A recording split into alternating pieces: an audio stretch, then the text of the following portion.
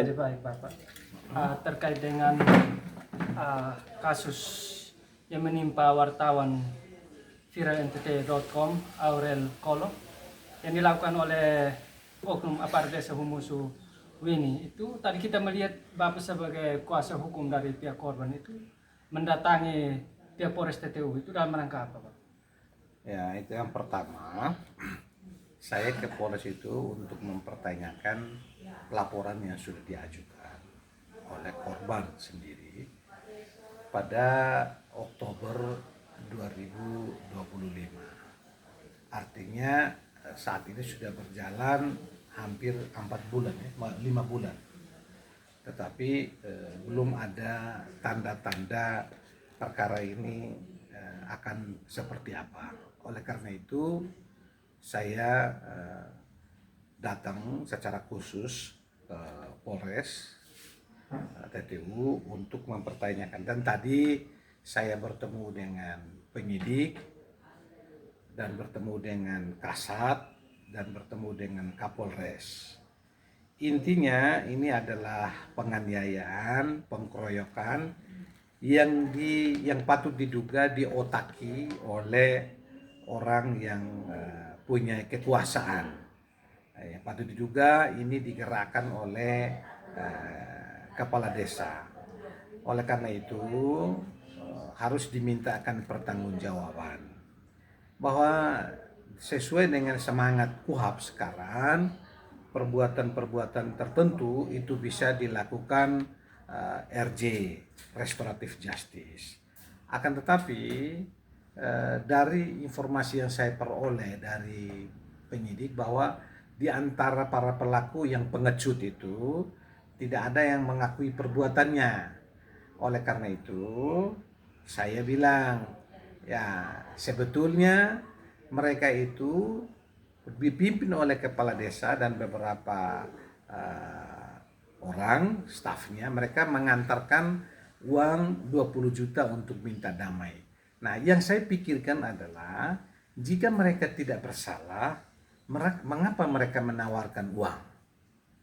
Nah, oleh karena itu saya pikir ini harus sungguh-sungguh ditangani oleh kepolisian sampai tuntas. Nah, apalagi menurut informasi pada saat kejadian ada anggota polisi yang menyaksikan sendiri. Nah, saya heran karena ada istilah tertangkap tangan.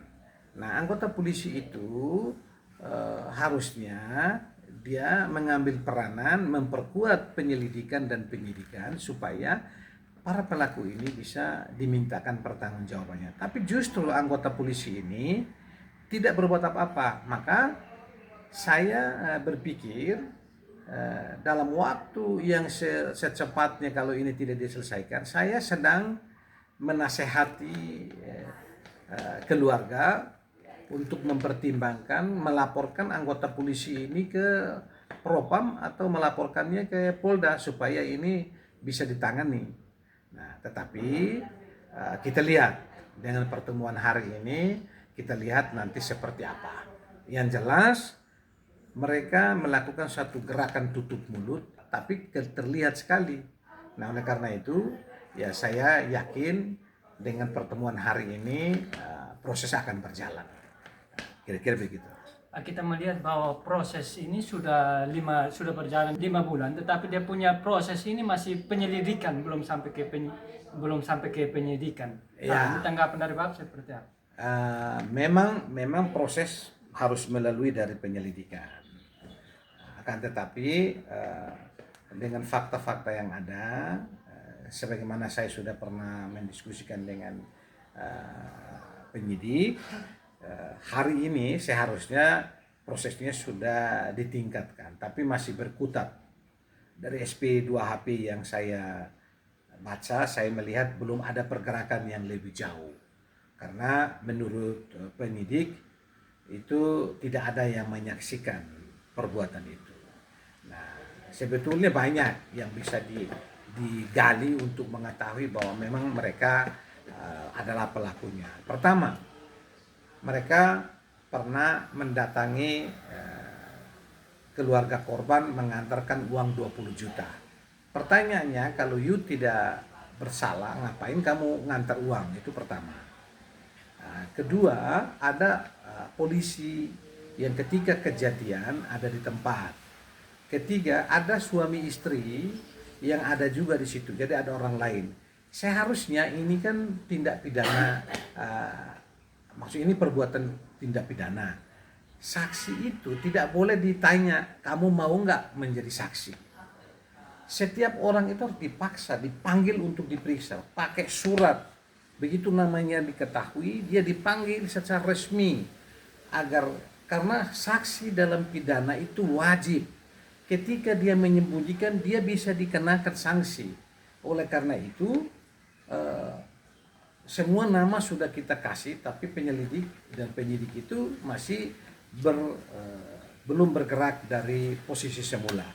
Ya, sehingga hari ini saya datang, saya langsung ketemu Ibu Kapolres supaya ini kira-kira seperti apa. Demikian. Terkait dengan kasus ini belum melakukan gelar perkara juga. Jadi tadi pertemuan itu tanggapan dari pihak Polres seperti apa? Memang belum dilakukan gelar perkara karena masih mengumpulkan alat bukti pada saat penyelidikan.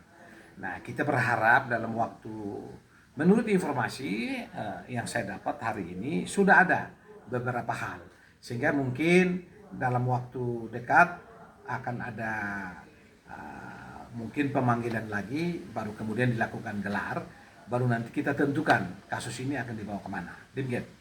Harapan dari Bapak terkait dengan kasus ini seperti apa? Ya, saya harapan pertama bukan harapan dulu, saya menyesalkan peristiwa ini.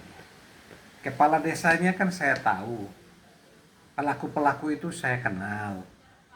Ini sebetulnya korban juga bukan orang lain, semua ini satu rumpun. Kenapa harus main hakim sendiri seperti ini? Sehingga saya mulai berpikir bahwa kepala desa yang lain itu kan dimintakan pertanggungjawaban untuk penggunaan uang negara. Nah, eskavator ini adalah barang milik negara yang disumbangkan untuk mendatangkan pendapatan, memperkuat kas keuangan, kas desa. Karena itu seharusnya kejaksaan atau kepolisian harus melangkah lebih jauh untuk menyelidiki rusaknya mobil ini. Waktu mereka bawa ke tempat kejadian itu siapa yang order? Itu harus dimintakan pertanggungjawaban hukum.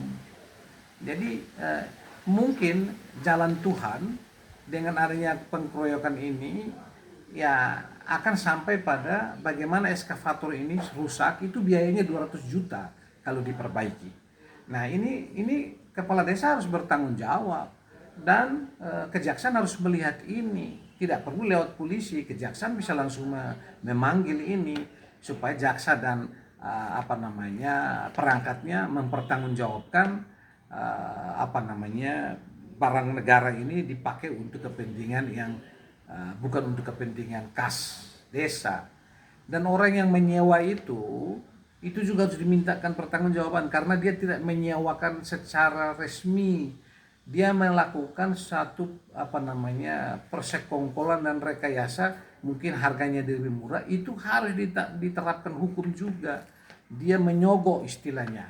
Mungkin harga misalnya 100.000, dia bilang sudahlah kau bawa aja eskavator di sana, saya kasih 50.000 untuk ini, tapi nanti saya tambah 25 jadi 75 supaya nanti 25 untuk kau. Ini di sini ada penyogokan, ada penyalahgunaan wewenang, dan di sini ada trik untuk bagaimana barang aset negara itu rusak.